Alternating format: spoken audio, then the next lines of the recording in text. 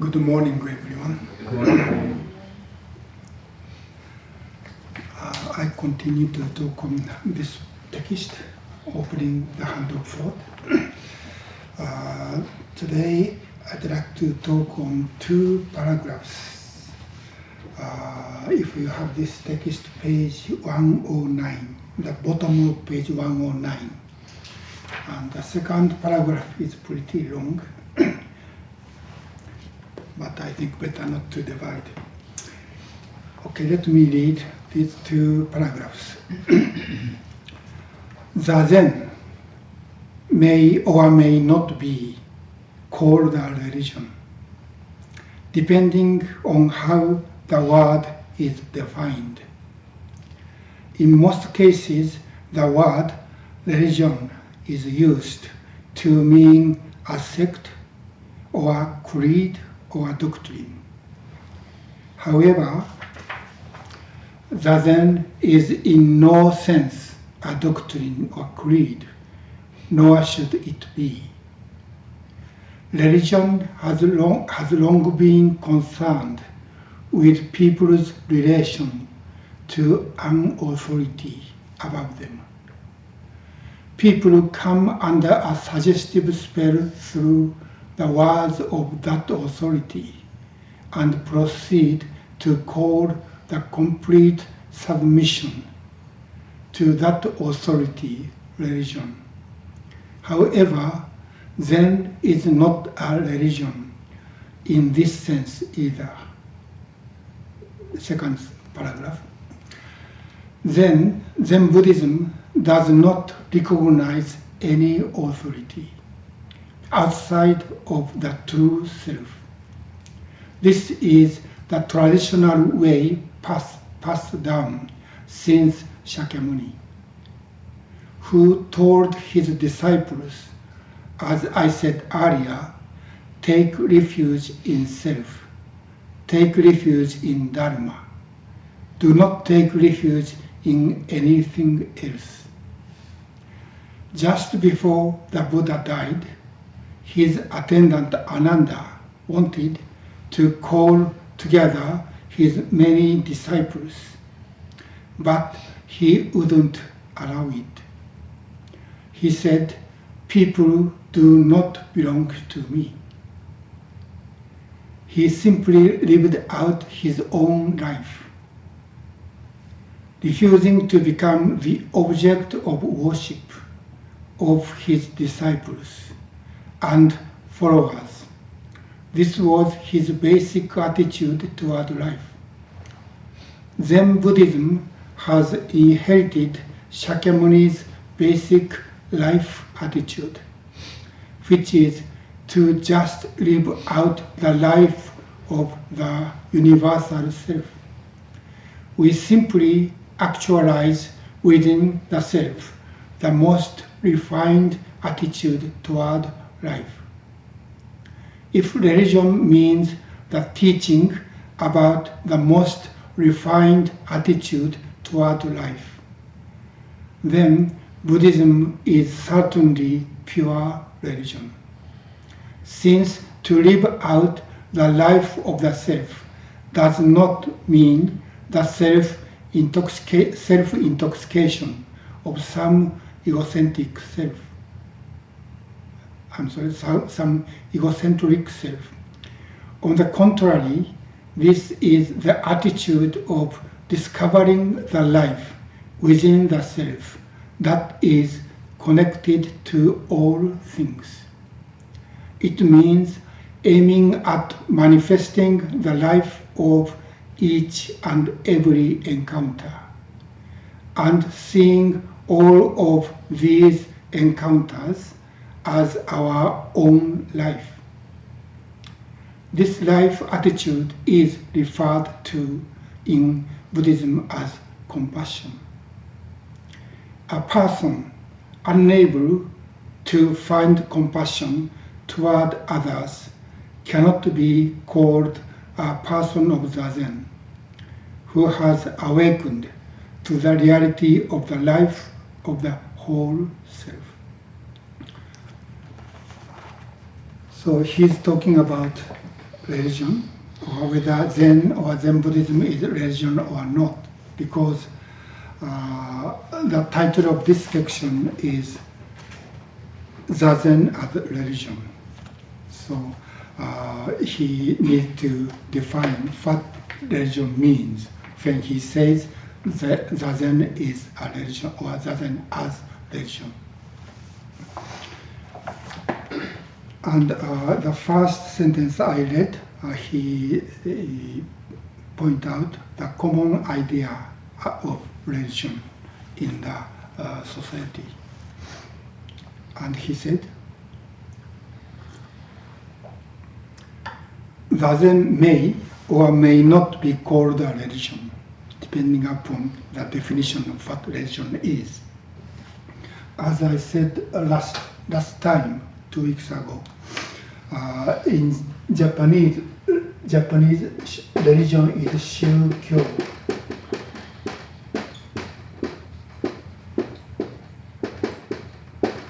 And I said, Shu is truth or reality or capital D Dharma.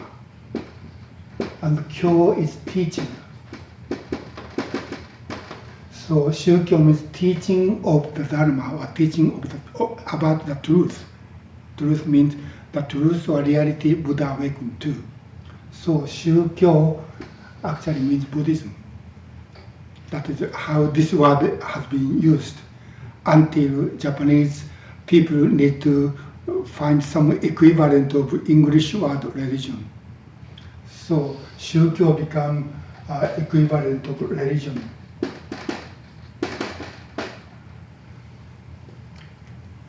So today, this word religion has two meanings. One is religion as Buddhist teaching, the reality Buddha awakened to, and what Buddha taught about that reality. And also religion as a kind of a system of culture in any cultures, in any countries or nations. There are some kind of religion as a part of their culture. That phenomena is called Shūkyō. But when Okumura Roshi is talking about what Zazen is religion, or Shūkyō, he said this is the teaching about the Buddha, the truth or reality Buddha discovered. So first in this first paragraph, he pointed out what the common idea about religion. And basically the religion means some kind of religious denomination or institution. And each religious institution or denomination has its own creed or doctrine. All the members of that religion needs to believe, or there must be some authority that is usually the object of worship. That is kind of a common idea of what religion is. And what Okumura said is, Zazen is not that kind of religion. First he said, Zazen is not doctrine or creed. That means, of course, he's talking about Zazen. Of course, Zazen is a part of Soto Zen tradition, practice within Soto Zen tradition. Soto Zen tradition is a part of Mahayana Buddhism, and Mahayana Buddhism is a part of entire Buddhism. And Soto Zen or Soto school or Soto Shu is one of the religious denominations. Soto Shu is one of the largest religious institutions in Japan. So it has creed or doctrine. Otherwise, it cannot be called religion. In order to be official religion, each denomination needs to, how can I say, report that what is the object of worship, what is the doctrine or creed, and what is the organizational structure, and how many followers. That kind of things should be reported to the government. So there is something, like a creed or a doctrine or object of worship. And in the case of Soto school in Japan, that kind of authority we need to worship is Buddha. One Buddha and two finding ancestors, that is founder of Eiheiji Dogen and founder of Sojiji Keizan. So these three are the kind of authority, and we have to have faith or belief in the teaching of those three people. So, as a social context, Soto Zen is a religious organization or denomination. But that is not what he's talking about. He's talking about Zazen. And in the case of Zazen, whether we believe what Dogen said or not doesn't work. Whether we think, I believe this or I don't believe this, just a belief or faith doesn't work. Zazen is something we have to practice. So just accept the teaching and say, I completely agree with it. It doesn't work in the case of Zazen unless we really sit. And another thing is authority. In common religion, we have to accept the authority. In the case of Buddhism, Buddha, or in other religion, God, or other deity. So next he talks about authority. And the second paragraph I read is about the authority. And of course, in the case of Buddhism, the ultimate authority was Shakyamuni Buddha, the founder of this religion, so-called religion. But Okumura Roshi point out some what Buddha said as the authority.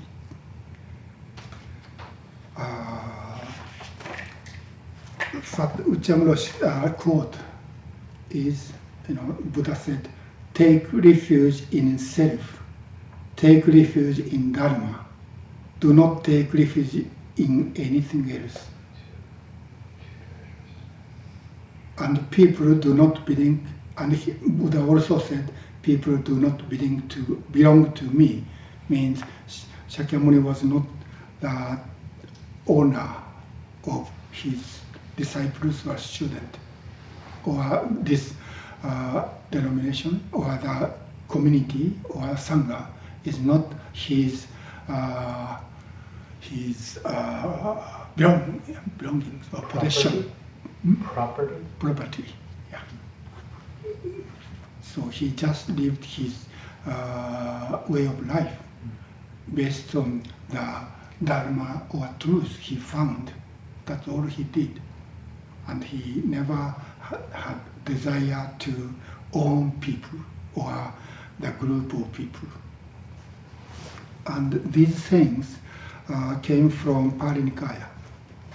In the part of the long discourse, one of the four Pali Nikaya is a sutra of his final journey.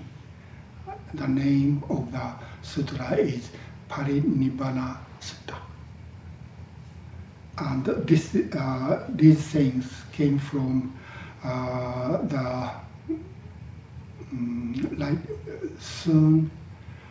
shortly before his death. In this sutta, he stayed at Vulture Peak, and somehow he started to travel. And he traveled towards north.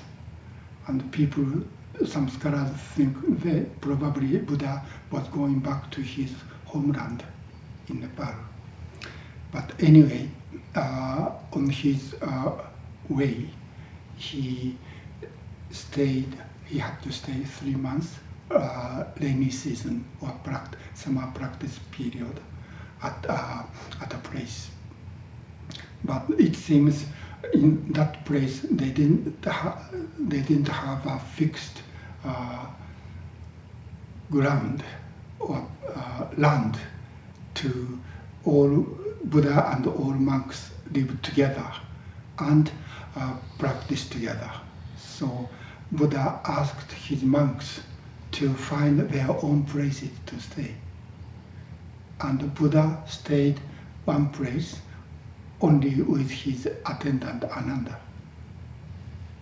That was his last summer practice period.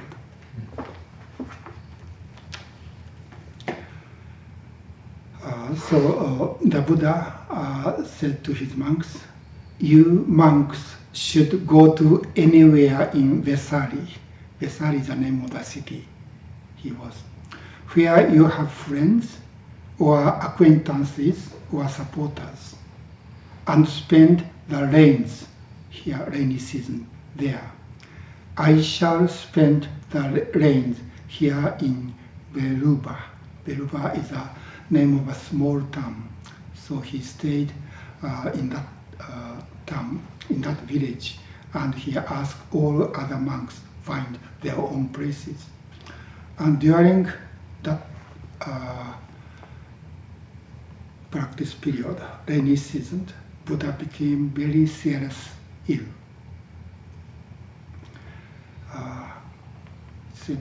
And during the rains, the Lord was attacked by a severe sickness with sharp pains, as if he were about to die. So he almost died. But he endured all this mindfully, clearly aware, and without complaining.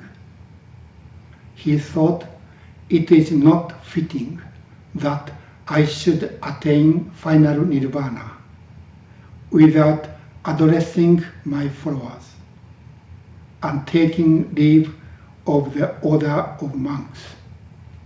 I must hold this disease in check by energy and apply myself to the force of life." He did so, and the disease abated. So he recovered. He said, "I should say something to the monks." This is an interesting thing when compared with what he says later.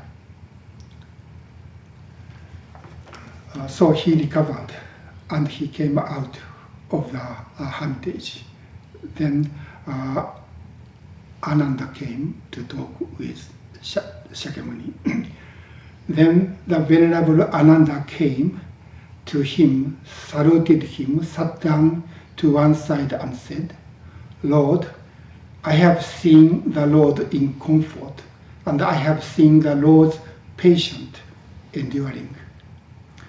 And Lord, my body was like a drunkard." Ananda said, "I was like a drunken person. I lost my bearings, and things were unclear to me because of the Lord's Buddha's sickness." So Ananda was very much upset. "The only thing that was some comfort to me was the thought, the Lord will not attain final nirvana until he has made some statement about the order of monks. So until he gave some final statement to the monks, he would not enter nirvana." That was what Ananda thought. So he believed he didn't die this time by himself. And this is exactly what Buddha thought. I should not enter nirvana until I say something to the monks. But after this, it's really interesting to me what Buddha is saying to Ananda. Let me.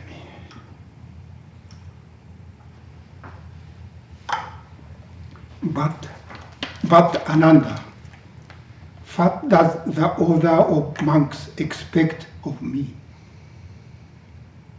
I have taught the Dharma. He said, it's a Dhamma, not Dharma, because this is Pali. Ananda, making no inner and outer. So about what Buddha taught, there's nothing inner or outer. That means nothing is hidden. The Tathagata has no teacher's fist. Teacher's fist means there's some secret teaching in his fist, and only he show or teach this secret teaching only selected disciples. But Buddha said there's no such secret teaching. So Tathagata has no teacher's fist in respect of doctrines. So everything he needs to teach or taught. If there is anyone who thinks, I shall take charge of the order, that means I am the authority of the monks community, then I have to say something. But he said, I'm not such a person. I don't think I'm the owner of this community. Or the order should refer to me. Should refer to me means the monks cannot make a decision without the authority from Shakyamuni. And Buddha said, let him make some statement about the order. But the Tathagata does not think in such terms. So Buddha himself said, I'm not such a person as a kind of a owner of the community. So why should the Tathagata make a statement about the order? To me, this is the opposite of what Buddha himself thought. Now I should not enter nirvana. I have to say something to the monks. But when Ananda asked, Buddha said, to me, it's opposite. This is interesting. And he is talking about his own condition, his physical condition. Ananda, I am now old, worn out, venerable, one who has traversed life's path. I have reached the term of life, end of life, which is 80. He was 80 years old. Just as an old cart is made to go by being held together with straps, so the Tathagata's body is kept going by being strapped up. This is interesting. He's talking about his own physical condition when he was 80. And it seems so realistic. It is only when the Tathagata withdraws his attention from outward signs and by the cessation of certain feelings, enter into the signless concentration of mind, some kind of samadhi, that his body knows comfort. So when he practiced, some kind of meditation, only during that time he can find comfort. Otherwise, it seems his life was suffering, and that was what he taught.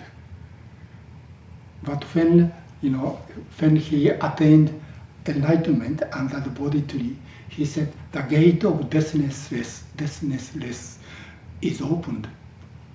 But more than 40 years later, when he was 80, he was dying and he's suffering. So what this deathlessness he discovered when he attained enlightenment means, I think it's a very good question.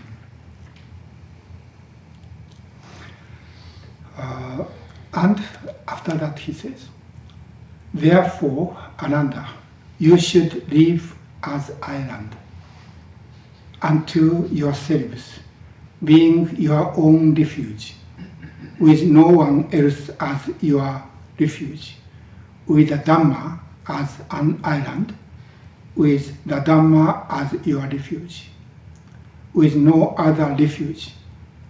And how does a monk live as an island into himself?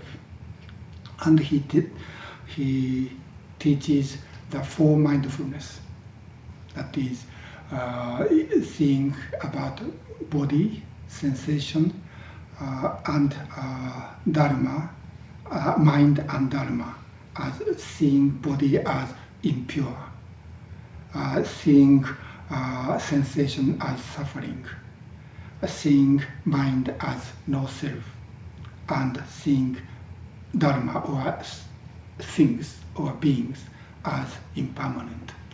To see this is the way we take refuge in ourselves. That means take refuge in dharma. So this is the origin of what Okumura Roshi quote in this. So Buddha didn't have the idea, that he was the object of worship by his disciples and lay followers, but he just found the Dharma, and rest of his life for 40 years he lived based on this Dharma or truth or reality. That's all he did.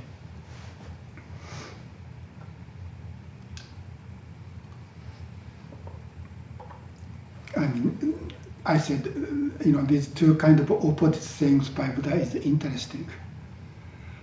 Probably what he said to Ananda after Ananda's question might be the original thing, but what he thought, why he didn't enter nirvana, I have to make statement, say something to his community. Might be the later addition. That is my understanding. I mean, one of the Japanese eminent Buddhist scholar, Hajime Nakamura, said, right after Buddha's entering nirvana, he used the word deification. Deification? Yeah. Does it make sense? To deify. That deify means to make Buddha as a deity or a god. It doesn't make sense to me, because deity in Buddhism is heavenly beings, that they are all still in samsara, and Buddha is beyond deities. So makes Shakyamuni a deity doesn't make sense to me. That means, well, I don't know. Let's talk about this.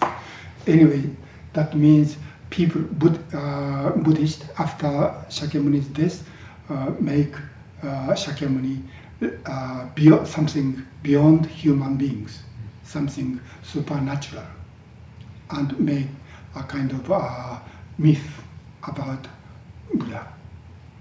And probably this, it is said, Buddha didn't enter nirvana, and what Ananda said, until Shakyamuni make some message to the monks or sangha, he didn't pass away. But probably what he said after Ananda's asking that I have nothing to say, because I'm not the owner of the Sangha. Might be his real saying. That is my guess. But here in this story, we can see, that the deification of Buddha already started. And in the same sutta, the Buddha and Ananda are talking about, after Buddha's death, Buddhists need to build a stupas in the important places, and Buddhists need to visit those sacred places, such as where Buddha was born, and where Buddha attained enlightenment, and where Buddha gave first teaching, that is Deer Park, and where Buddha passed away. Those 4 sacred places, the stupa should build, and all Buddhists need to visit those places. I cannot believe, Buddha said such a thing with Ananda before his death.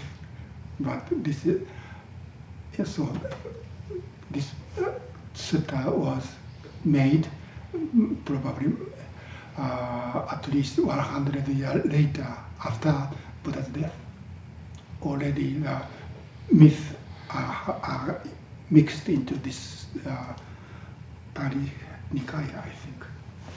Anyway, this is, according to Okumura Roshi, this is what Buddha's attitude toward the Sangha. So Buddha has no desire to create his own religious organization, and he become in charge of all people. But he just lived following or based on the truth he discovered. That is what Okumura Roshi wants to say in this second paragraph. And he said, Zen Buddhism has inherited Shakyamuni's basic life attitude, which is to just live out the life of the universal self. This universal self is what the capital D Dharma means. But according to the history of Zen Buddhism in China, this is a kind of true. I mean, it is said Zen monasteries in China was established around the 9th century. And traditionally, it is said the first Zen master who established the monastery and made the regulations was Baijian or Hyakujo Ekai. And there's the regulations called Shingi. Traditionally it said Hyakujo Shingi was the oldest Shingi, but it doesn't exist anymore. And some scholars think it never exist at all.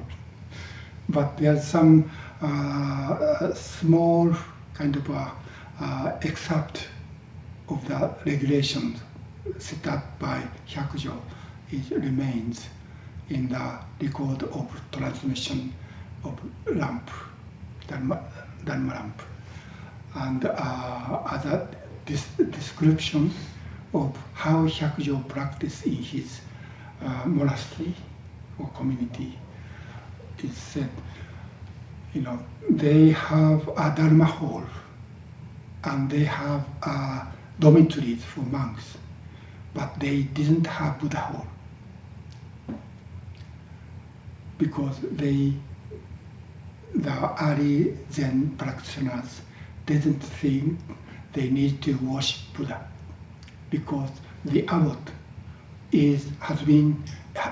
had received transmission, Dharma transmission, came from the Buddha. So this abbot is what do you call, in behalf of living Buddha.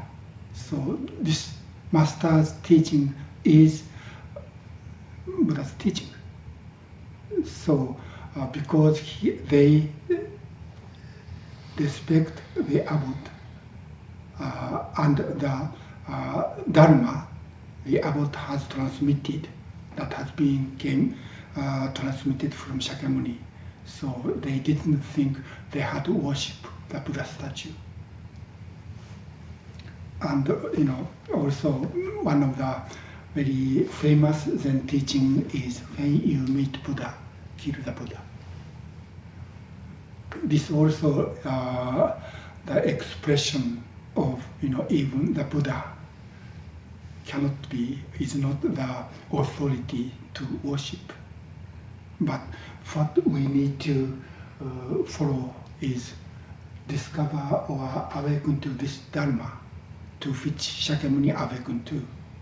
Then we and Buddhas are not different. So the authority is Dharma, not a Buddha as a person. But this Dharma became Buddha, called Dharmakaya Buddha. And Dharmakaya Buddha means the way things are as reality. That is, in my understanding, or the way I explain about this Dharma, or Dharma Buddha awakened to, is expressed with expressions such as emptiness in Mahayana Buddhism, or impermanence, or anatman, no self. Those are the expression of the capital D Dharma. And in my understanding, this means, this is Mahayana Buddhist teaching, but we are living within interconnectedness. So, and this is Indra's net. This means each and every beings are like a knot of this net. So if we see each knot, there's no such thing called a knot. Only there is a relation or connection of all different thread or elements. So, for example, this knot is shohaku. All different elements, physical, rupa, material elements, and psychological or mental element makes this 5 skandhas at shohaku. But there's no such thing called shohaku beside this connection. That is what shohaku is empty means, or even the element of shohaku called 5 aggregates or 5 skandhas are not really existing. Only there is a connection of all different threads. And not only in the space, but also within time. There's a connection as a cause and result. And into the future, there's a connection as a cause and result. So within time and space, everything is connected. And without this connection or relation, there's no such a fixed entity as individual, like a shohaku, or like a book, or like eyeglasses. This is simply a collection of different parts. Besides those parts, there's no such things called eyeglasses. And each part has its own parts. So nothing is fixed entity. That is what no self or anatman means. And because everything is coming and going, within time, it's impermanent. It's always changing, nothing permanent.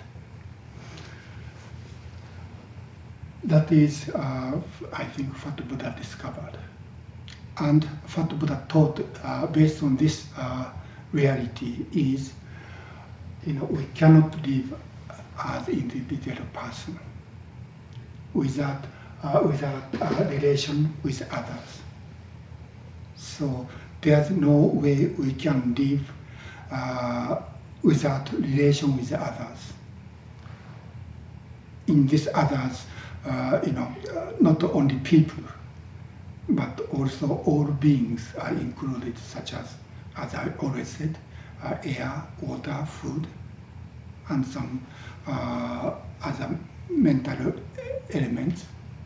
We need to study language, or we need to study many things in the process of education that are not my personal thing, that came from outside and I studied. That means those knowledge and even way of thinking, very ego-centered way of thinking, is a gift from the human community.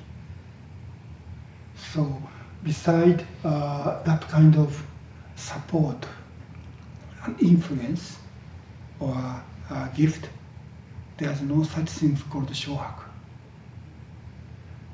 That is, in my understanding of Buddhist teaching, that is how we need to live, based on this impermanence and no-self and interconnectedness. And when Okumura Roshi said universal self, from one side, there's no such individual thing existing as a fixed entity. But when we see this as a totality, because we are related with everything, in a sense, shohaku is not this particular 5 skandhas, but shohaku is this entire interconnectedness. So there are 2 sides. One is no self, and another is this entirety of network is shohaku. And each of us are the center of this entirety. So each one of us are living together with all beings, and each one of us is the center of that network. That is the way we are existing and living together with all beings. And that is the reality as Dharma, and that's the way that means we need to awaken to discover this reality and try to live based on this reality. And that is what Okumura Roshi called universal self. So he said, Zen Buddhism has inherited Shakyamuni's basic life attitude, which is not just live out that is to just live out the life of the universal self. I mean, this entirety is my life. So we cannot be ego-centered.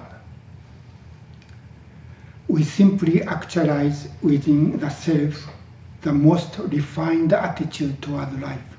Most refined attitude. This is Okumura Roshi's unique expression. Most refined attitude toward life means without defilement. To live without defilement. Defilement means being defiled by 3 poisonous minds. 3 poisonous minds are greed, and anger or hatred, and ignorance. Our life becomes defiled with those kind of ego-centered desires. And Okumura Roshi said, being free from those ego-centeredness is most refined attitude toward life.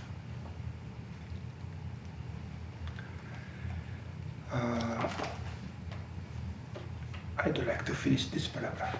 If religion means the teaching about the most refined attitude toward life, then Buddhism is certainly pure religion. So if we think religion means reality or truth and the teaching, then Buddhism is nothing other than religion. Actually, Shukyo refers to Buddhism. So certainly pure religion.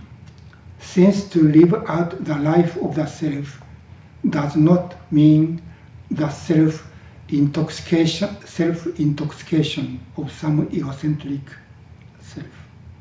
So being free from intoxication caused by three poisons mind is the way we can live in a most refined way.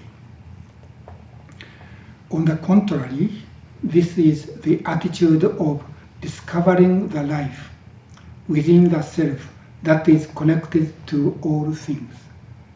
So, most refined way of life, according to Okumura Roshi, is being free from this self-centeredness, but see the connection with all beings. Without connection with all beings, we cannot even exist as an ego-centered person. We can live even as an egocentric person, selfish person, because of the support by all other beings. So this discovering or awakening to this interconnectedness is basis of our life following Buddha's teaching.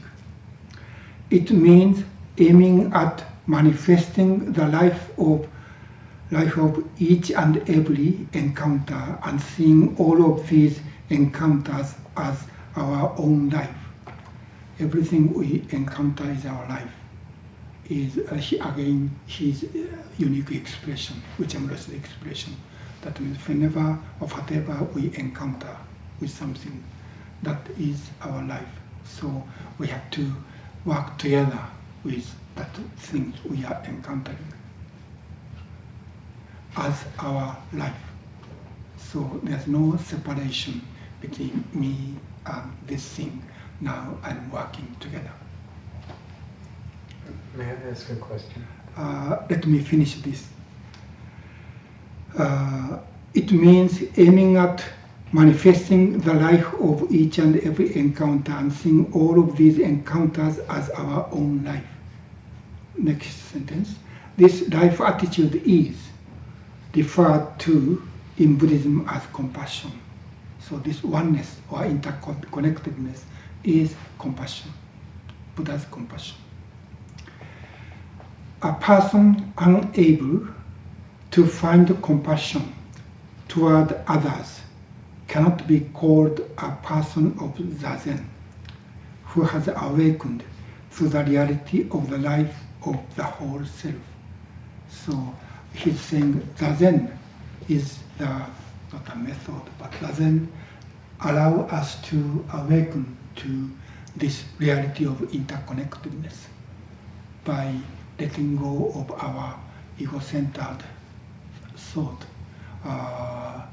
defiled by three poisonous mind. We put our entire being of five skandhas, body and mind, on the ground of interconnectedness. So even when we let go of ego-centered thought, ego-centered thoughts are still coming and going, but we don't grasp them. We open our hand. This is what open our hand means. That means we don't grasp those ego-centered thoughts and take action. So to practice Zazen of letting go of thought or opening the hand of thought means we sit with the determination not to take any action based on those three poisonous mind. That is our actual meaning of our Zazen practice. So within this sitting, this interconnectedness free revealed, including ego-centeredness. So,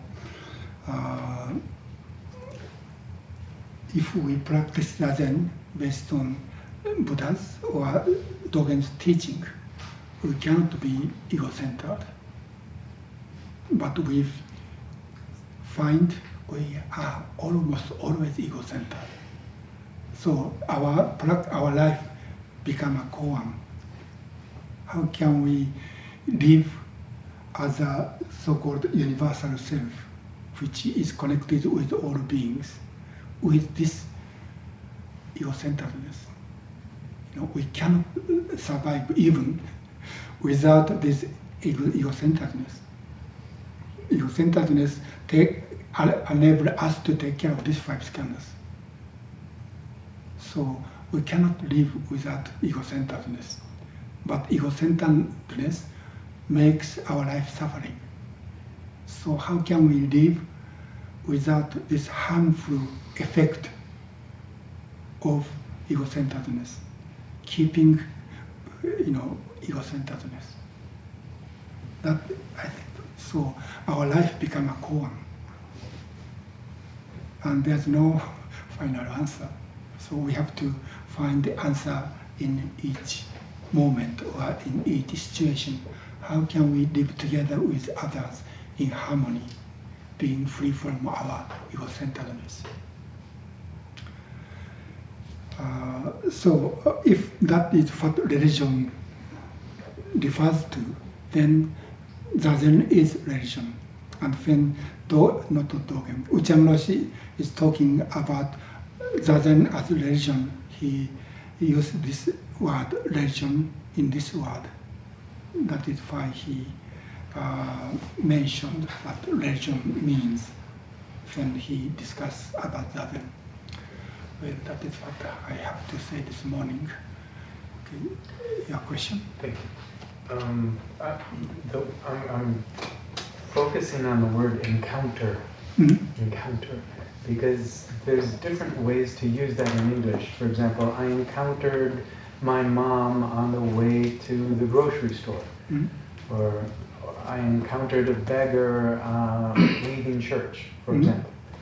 But and I have a sense that perhaps that's part of what's being referred to, because later on in the discussion there's the reference to others, which I understand to be other beings. But what I'm wondering is if encounter could also be referring to meeting with awareness, thoughts, emotions, sensations, so that the word encounter also refers to that, like what we meet in Zazen, for example. Or so meet or encounter with something happening in our mind? Yeah. I think so. Of course, no exception. So, in a sense, we are encountering the condition of our psychological mind. That is one of the encountering. Before and what happening in our mind kind of determined how we can encounter with others. So these are all connected. Yeah, so include both.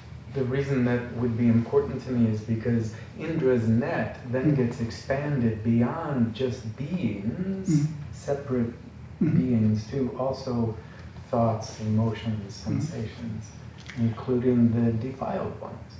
Actually, even the 3 poisonous mind is a product of this interconnectedness, I think. Yeah. So nothing is outside of this interconnection. So even we have to take care of our 3 poisonous mind. That is like when we grow flowers, we have to take care of weeds also.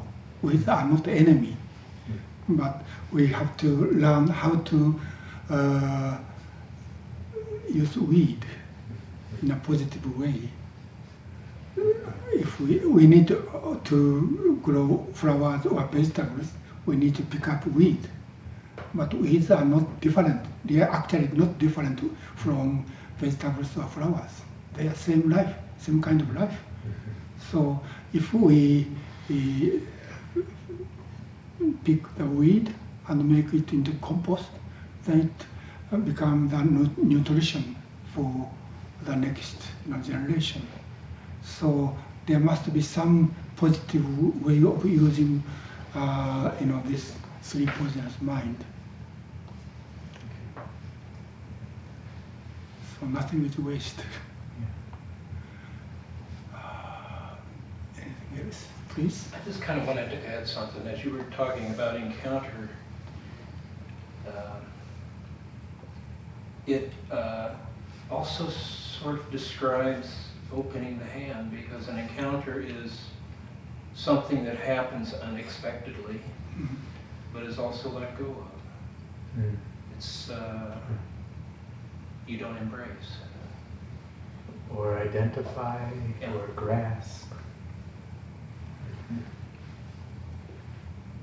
That's what I would like to do with the three poisonous minds. Yeah, we need to be compassionate toward our own three poisonous minds. Yeah. Otherwise, they become more and more harmful. Yeah. So it's like the weed is there, instead of going, oh, I hate you, weed. It's still there. It doesn't need to be part of the garden. But responding, interacting with the weed doesn't have to have more hatred. Mm-hmm. Actually, there's not really a farmer, but a person who do organic farming in Japan.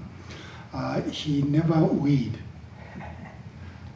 He tried to find the way vegetables and weed can live together. Fukuoka? Yes, Fukuoka. He is not a Buddhist, he's a Taoist. And according to him, it's possible. But it takes a lot of labor. He needs to take care of those living beings 24 hours. So it's not economically possible to make money. But it's almost like a practice. Do you have something to say? Did you raise your hand? No. Oh, I'm sorry. Okay, anything else? Just on, I've asked this question of myself right now, but the way current version greed, anger, greed, hatred, and ignorance. Mm-hmm. And so ignorance of this reality, I think. coordination. Yeah. Oh, okay. Yes. Please. So many questions. One that I think is pretty straightforward. When we talked about Buddha saying to Ananda that there is nothing in my fist, Mm-hmm. Was that making a distinction between a tantric teaching and a sutric teaching, and that they were one? I think so. Tantra is a much older tradition and somewhat secret. Mm-hmm. And so I'm wondering if that's his way of saying that it needs to be just a oneness and not maintain those two traditions. It's really true. At the time of Shakyamuni, there's no such teaching called Vajrayana or Tantric Buddhism. Tantric Buddhist or Vajrayana Buddhist call them their teaching as Mikkyo. Mikkyo means secret teaching, and Buddha didn't teach. But I think Shakyamuni Buddha himself didn't have any secret teaching. He didn't teach. Of course, things there are things Buddha didn't teach. As Buddha said, when he grasped a handful of leaves and said, "This is what I taught," but there are, infinitely more leaves I didn't teach. but this does not mean he has something, some secret teaching he didn't want to teach. But reality is everywhere. That is what he meant. So Tantric or Vajrayana teaching is emerged around 7th century. So almost about 1,000 years after Buddha's death. And according to the scholar, Vajrayana teaching was created with the influence of Hinduism, Hindu teachings. Now, in a sense, that leads to my second question. And as you know, I'm always trying to reconcile reincarnation with the Indiriya net and permanence and impermanence and self and no self. It seems to me that when you talk about cause and effect within the space-time continuum, and you drew your line through the totality of the net, is actually what the illustration is. As the line passes through the net, we're all going to encounter the three poisons. The attempt to overcome them with compassion, total, unequivocal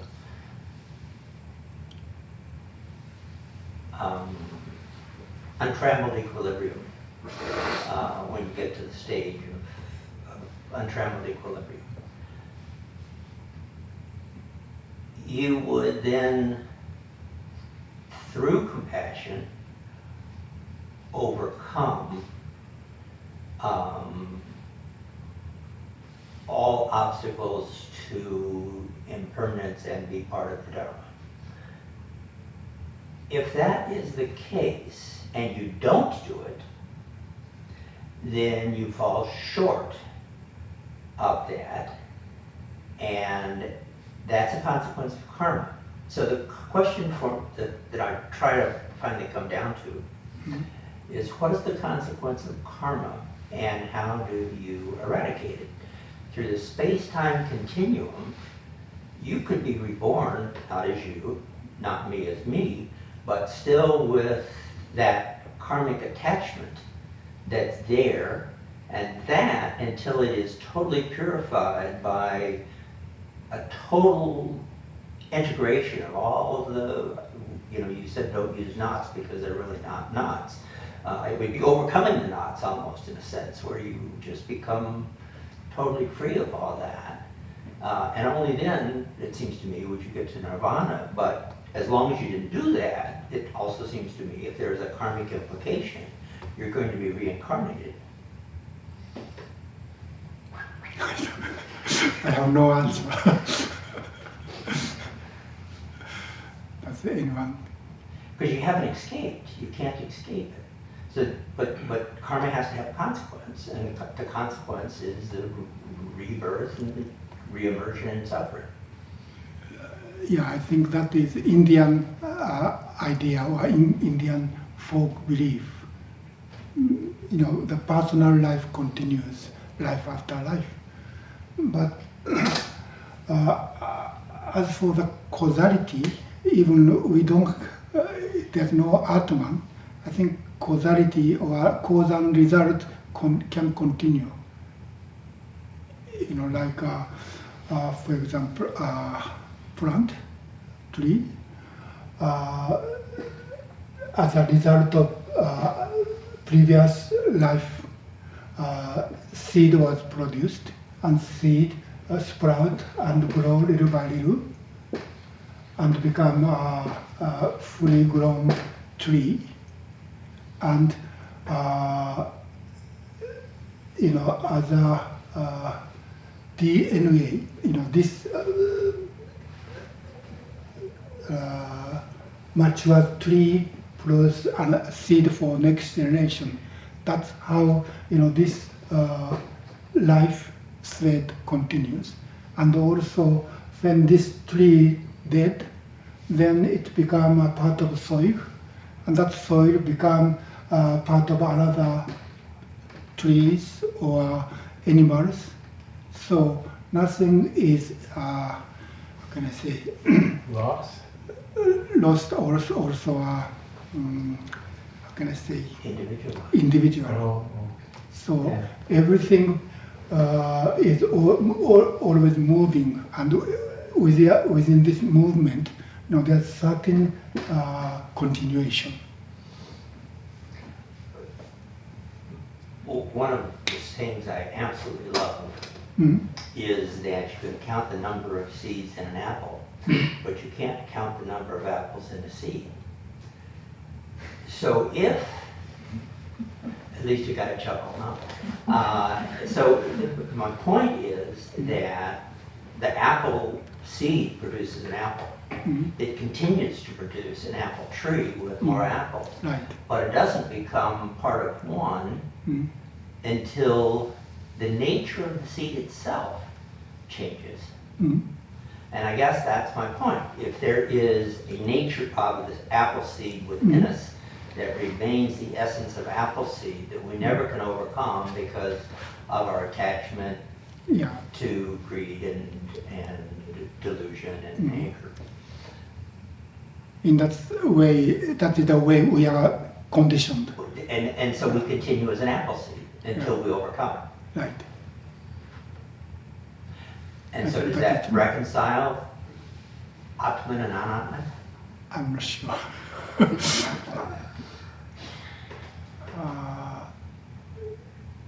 If Atman and Anatman is continuation and their continuation, both are possible in this structure.